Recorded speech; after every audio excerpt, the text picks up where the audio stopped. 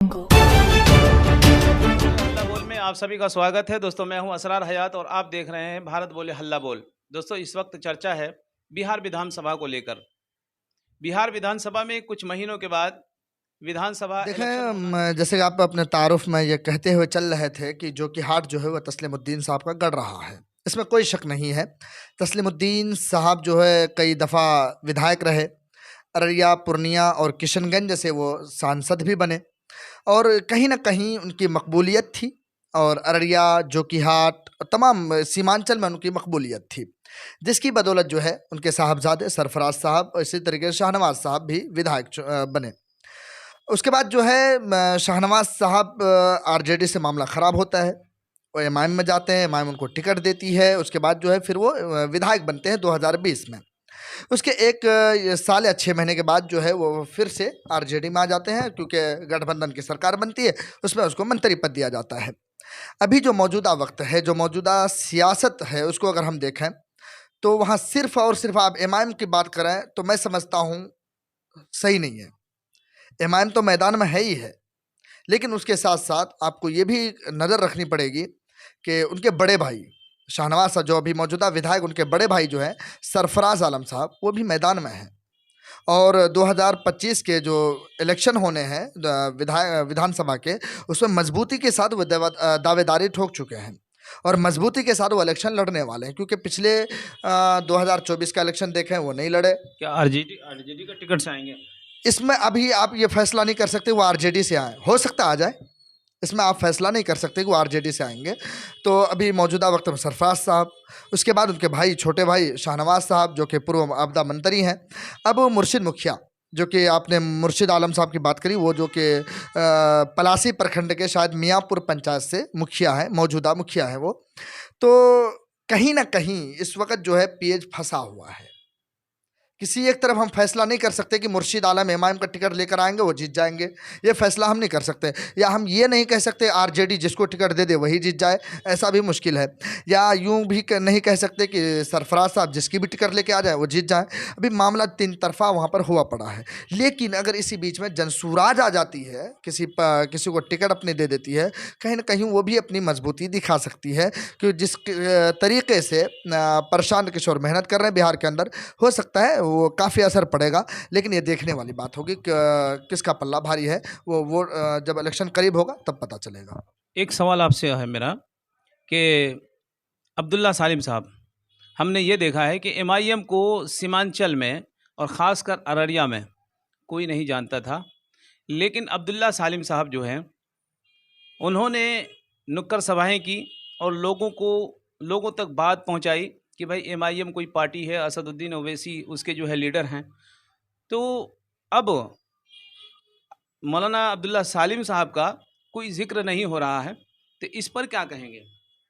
ये बड़ा अच्छा सवाल है आपका कि मौलाना अब्दुल्ला सालिम जो कि एक बहुत ही मशहूर मारूफ आलिम दीन है, वेद पुराण और इस्लामी तालीमात के माहिर हैं, इसमें कोई शक नहीं है। और जो आपने बात कही कि मौलाना अब्दुल्ला सालिम साहब जब एमआईएम को ज्वाइन करे थे, तो उस वक़्त अररिया के अंदर शायद कि कोई ऐसा लीडर होगा जो कि एमआईएम को जानता था, या कोई बच्चा होगा। अभी मौजूदा वक्त में एमआईएम को हर बच्चा जानता है, हर घर में लोग जानते हैं एमआईएम भी कोई पार्टी है। क्योंकि जब मौलाना अब्दुल्ला सालिम साहब का 2020 में टिकट कटा, पूरी चर्चा थी मौलाना अब्दुल्ला सालिम को टिकट मिलने वाला है, लेकिन ऐने वक्त पे शाहनवाज को टिकट दिया गया। उसके बाद मौलाना अब्दुल्ला सालिम साहब वहाँ पर कंप्रोमाइज़ करते हुए दिखे। अब जो 2025 का इलेक्शन है, इसमें मौलाना का जिक्र ना होना, मौलाना अब्दुल्ला सालिम का जिक्र ना होना, तो कहीं ना कहीं मैं ये समझता हूँ पार्टी की इसमें नाकामी है।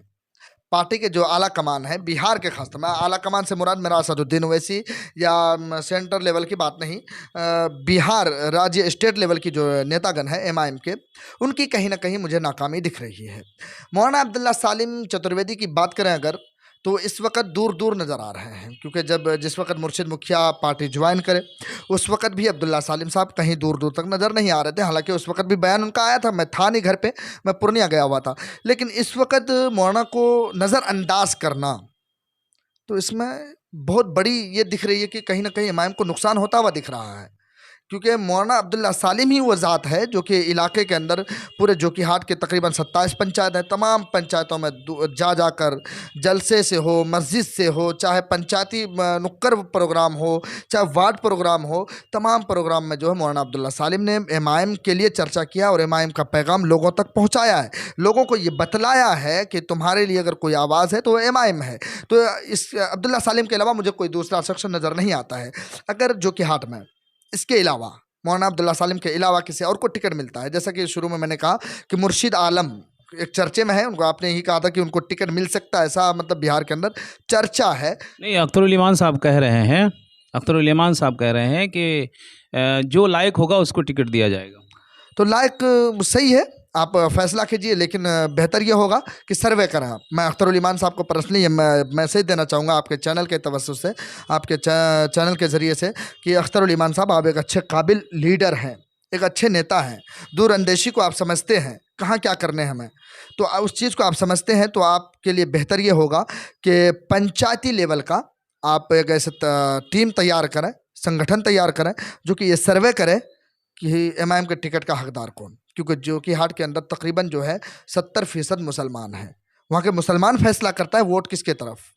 तो ये अख्तरुल ईमान को मैं मशवरा देना चाहूँगा कि आप पहले सर्वे करें, उसके बाद जो है किसी को टिकट देने का फैसला करें, जल्दीबाजी ना करें। बिहार में मुख्यमंत्री किसको देखना चाहते हैं? हाँ, ये भी बड़ा ज़बरदस्त सवाल है कि बिहार में मुख्यमंत्री कौन हो। देखें, अभी इस वक्त अगर फैसला मैं करूँ अपने ज़ात के तौर पे, तो मैं समझता हूँ ये सही फैसला नहीं है। ये बिहार के आवाम पर छोड़ दीजिए।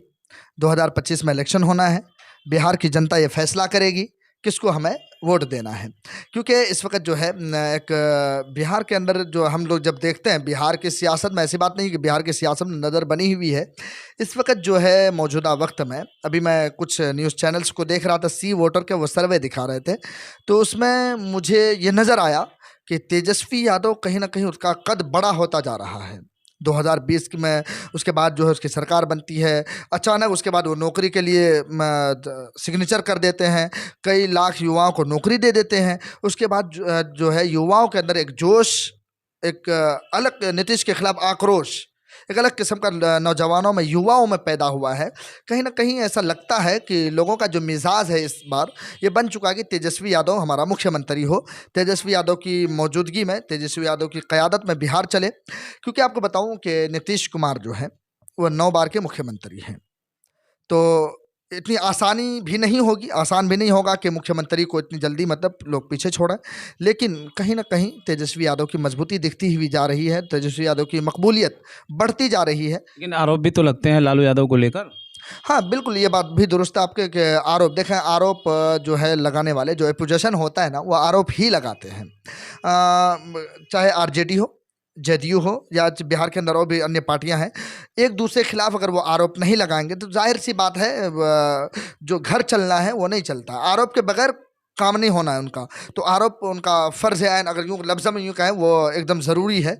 और आरोप लगता है न पार्टियों पर, चाहे वो किसी भी पार्टी। लालू यादव की मैं आपको बताऊं कि आरोप उन पर लगे हैं, लेकिन लालू यादव की एक खूबसूरती मैंने ये देखे कि लालू यादव के दौर में बिहार के अंदर ये जो है नफ़रत है जो आज बोई जा रही है सियासत में, वो नहीं था।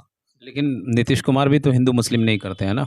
नहीं, बिल्कुल नीतीश कुमार बिल्कुल नहीं करते, उसके अंदर मैंने ये देखा। लेकिन वो जिस पार्टी के साथ गठबंधन में सरकार बनाकर बैठे हैं, कहीं ना कहीं उनके लोग जो हैं ये काम करते हैं और इसी वजह से उनको वोट भी मिलता है और इसी चीज़ में वो माहिर भी हैं।